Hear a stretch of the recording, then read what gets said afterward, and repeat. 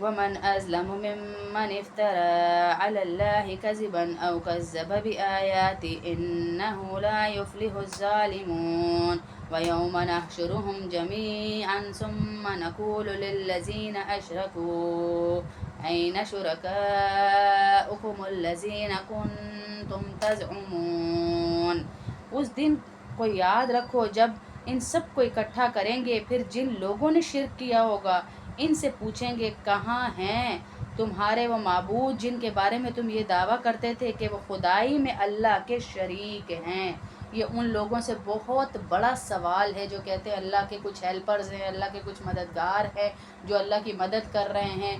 تو ان سے اللہ کہہ رہا ہے میں قیامت والے دن یہ نہیں کہ آج چھوڑ دوں گا، پوچھوں گا، بلاؤں گا، کھڑا کروں گا کہ بتاؤ تمہارے وہ مددگار کہاں ہیں جو تمہیں دنیا میں مجھے تم کہتے تھے کہ یہ تمہارے بھی مددگار ہیں، دنیا میں تمہاری مدد کر رہے ہیں اور اب میری بھی مدد کرتے ہیں، میں دنیا چلا رہا ہوں، آسمان اٹھایا ہوا ہے، زمین کا مالک ہوں، تو کہاں ہیں وہ سارے تمہارے مددگار جو تم کہتے تھے ان سے ہمارا یہ کام ہو گیا، ان سے ہمارا یہ کام ہو گیا. ثم لم تكن فتنتهم إلا أن قالوا والله ربنا ما كنا مشرکین. اس وقت ان کے پاس کوئی بہانہ نہیں ہوگا سوائے اس کے کہ وہ کہیں گے اللہ کی قسم جو ہمارا پروردگار ہے ہم تو مشرک نہیں تھے. یعنی اللہ کی قسم آپ ہی ہمارے پروردگار ہیں، ہم مشرک تھوڑی تھے، ہم شرک نہیں کرتے تھے. یعنی شروع میں وہ بوکھلاہٹ کا عالم میں جھوٹ بول دیں گے، لیکن پھر قرآن کریم ہی نے سورہ یاسین میں کہا کہ خود ان کے ہاتھ پاؤں ان کے خلاف گواہی دیں گے اور ان کا سارا جھوٹ کھل جائے گا. اسی کے موقع پہ سورہ نساء میں بھی گزر چکا کہ کوئی بات وہ چھپا نہیں سکیں گے جو دنیا میں وہ تدبیریں کیا کرتے تھے. اور اسی آیت میں آگے بھی آئے گا کہ ان کے ہاتھ پاؤں ہی ان کی گواہی دے ڈالیں گے. انظر کیف کذبوا علی انفسهم وضل عنهم ما كانوا یفترون. دیکھو یہ اپنے معاملے میں کس طرح جھوٹ بول جائیں گے، اور جو معبود انہوں نے جھوٹ موٹ تراش رکھے تھے ان کا انہیں کوئی سراغ نہیں مل سکے گا. جب اللہ کہے گا نا جاؤ لے کر آؤ اپنے سارے معبودوں کو، تو وہ بتائیں، وہ کہیں گے تو وہ کیا کہیں گے کہ یا اللہ اب ہمارے پاس تو کوئی ہے ہی نہیں، اب ہم کیسے یہ سارا کچھ کریں، کہاں سے لائیں ہیں. تو اللہ رب العزت وہاں کہیں گے نہیں نہیں جاؤ ڈھونڈ کے لاؤ جن کو تم دنیا میں اپنا معبود بنائے رکھتے تھے. وَمِنْهُمْ مَنْ يَسْتَمِعُ إِلَيْكَ وَجَعَلْنَا عَلَىٰ قُلُوبِهِمْ أَكِنَّةً أَن يَفْقَهُوهُ وَفِي آذَانِهِمْ وَقْرًا وَإِن يَرَوْا كُلَّ آيَةٍ لَا يُؤْمِنُوا بِهَا حَتَّى إِذَا جَاءُوكَ يُجَادِلُونَكَ يَقُولُ الَّذِينَ كَفَرُوا إِنْ هَٰذَا إِلَّا أَسَاطِيرُ الْأَوَّلِينَ. اور ان میں سے کچھ لوگ ایسے ہیں جو تمہاری بات کان لگا کر سنتے ہیں، مگر چونکہ یہ سننا طلب حق کے بجائے ضد پر اڑے رہنے کے لیے ہوتا ہے، اس لیے ہم ان کے دلوں پر ہم نے پردے ڈال دیے ہیں، وہ اس کو سمجھتے نہیں ہیں، اور ان کے کانوں میں بہرا پن کر دیا ہے. اور اگر ایک ایک کر کے ساری نشانیاں بھی ہم ان کو دکھا دیں تب بھی وہ ان پر ایمان نہیں لائیں گے، اپنی ہٹ درمی کی وجہ سے، اپنی ضد کی وجہ سے. انتہا یہ ہے کہ جب تمہارے پاس کوئی جھگڑا کرنے کے لیے آتے ہیں تو یہ کافر لوگ یوں کہتے ہیں کہ قرآن پچھلے لوگوں کی داستانیں ہیں اور کچھ بھی نہیں ہے. اپنے جھگڑوں میں یہ یہاں تک گزر جاتے ہیں کہ اللہ کے کلام کو داستانوں سے ہی ملا دیتے ہیں. تو اللہ رب العزت کہہ رہے ہیں جو یہ تمہارے پاس آ کے سنتے ہیں نا کان لگا لگا کر، یہ نہ سمجھا کرو کہ یہ بڑے غور سے میری بات سن رہے ہیں تو عمل کر لیں گے اور ان کو ہدایت مل جائے گی، بلکہ یہ کوئی نہ کوئی سازش کرنے کے لیے ہی اس کو سنتے ہیں اور کوئی نہ کوئی بات کرنے کے لیے ہی سنتے ہیں.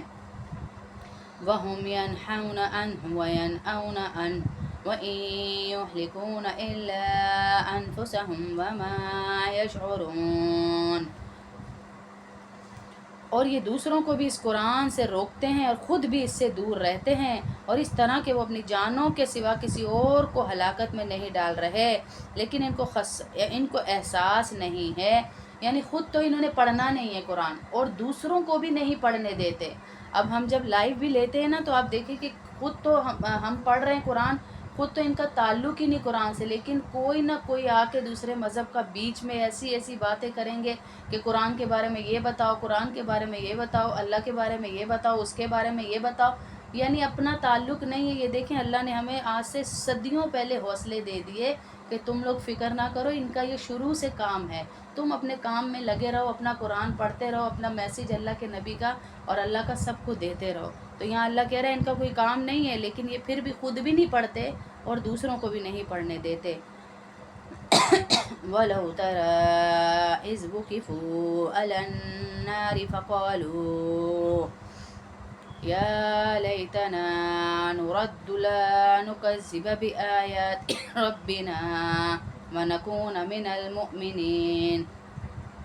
اور بڑا ہولناک نظارہ ہوگا اگر تم وہ وقت دیکھو جب ان کو دوزخ پر کھڑا کیا جائے گا۔ استغفر اللہ۔ اللہ پاک کہہ رہے ہیں کہ آج تو یہ مستی مذاق ان کی انگلیوں سے سب کچھ ہو رہا ہے، ان کی زبانوں سے ہو رہا ہے، پردے کھینچے جا رہے ہیں، قرآن جلائے جا رہے ہیں، نعوذ باللہ مجھ پہ بہتان باندھے جا رہے ہیں۔ اللہ کہہ رہے ہیں وہ بڑا زبردست ہولناک نظارہ ہوگا جو تم اپنی آنکھوں سے دیکھو گے جب یہ جہنم کے گرد کھڑے ہوئے ہوں گے اور یہ کہیں گے اے کاش، یہ حسرت ہے ان کے اندر ہوگی کہ ہمیں واپس دنیا میں بھیج دیا جائے۔ ان حسرتوں کے ساتھ یہ وہاں کھڑے ہوئے ہوں گے تاکہ اس بار ہم پروردگار کی نشانیوں کو نہ جھٹلائیں اور ہمارا شمار مومنوں میں ہو جائے، جو ہم اپنے مومن ہونے کی قدر نہیں کر رہے۔ وہاں دیکھیں کیسے یہ لوگ حسرتیں کر رہے ہوں گے کہ کاش ہمیں دوبارہ بھیج دیا جائے اور ہم مومن بن کر آ جائیں۔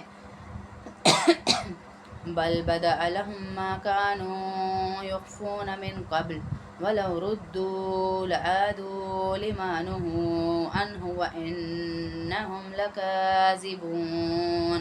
حالانکہ ان کی یہ آرزو بھی سچی نہ ہوگی، یہ بھی آرزو سچی نہیں ہوگی۔ اللہ کہے گا دنیا میں تو دھوکہ دیتے ہی تھے، آخرت میں بھی ان کی یہ آرزو سچی نہ ہوگی، بلکہ دراصل وہ چیز یعنی آخرت کے سامنے کھل کر آ جانے کی وجہ سے یہ مطالبہ کر رہے ہوں گے جسے وہ پہلے چھپایا کرتے تھے، اس لیے مجبوراً یہ دعویٰ کر رہے ہیں، جھوٹا دعویٰ کر رہے ہیں کہ اگر ہمیں اللہ واپس بھیج دے تو دوبارہ وہی کچھ کریں گے جس کا اس نے ہمیں حکم دیا ہے، اور اس سے رک جائیں گے جس سے اس نے ہمیں منع کیا۔ حالانکہ اللہ کہہ رہے ہیں جب ان کو میں دوبارہ بھی بھیج دوں تو یہ پھر بھی وہی کریں گے جو یہ لوگ کرتے ہوئے آئے ہیں۔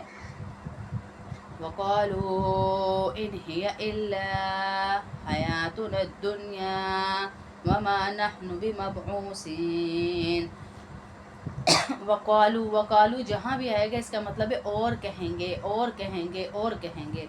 یہ تو یوں کہتے ہیں جو کچھ ہے بس یہی دنیاوی زندگی ہے اور ہم مر کر دوبارہ زندہ نہیں کیے جائیں گے۔ ان کا عقیدہ یہ ہے کہ اللہ دوبارہ زندہ نہیں کر سکتا ہم لوگوں کو۔ تو اللہ ہر جگہ پیچھے سے قرآن میں اور اینڈ تک یہی بتا رہے ہیں، پہلی دفعہ پیدا کرنا مشکل ہوتا ہے یا دوسری دفعہ پیدا کرنا مشکل ہوتا ہے تو میں دوسری دفعہ بھی پیدا کر سکتا ہوں۔ جو پہلی دفعہ تیرے نام و نشان کے بغیر تجھے پیدا کر چکا، دوسری دفعہ تو پھر تیرا نام نسب حسب سب کچھ میرے پاس ہے، تو دوسری دفعہ زیادہ آسان ہے میرے لیے۔ وَلَوْ تَرَىٰ إِذْ وُقِفُوا عَلَىٰ رَبِّهِمْ قَالَ أَلَيْسَ هَٰذَا بِالْحَقِّ قَالُوا بَلَىٰ وَرَبِّنَا قَالَ فَذُوقُوا الْعَذَابَ بِمَا كُنتُمْ تَكْفُرُونَ۔ اور اگر تم وہ وقت دیکھو جب یہ اپنے رب کے سامنے کھڑے کیے جائیں گے، وہ کہے گا کیا یہ دوسری زندگی حق نہیں ہے؟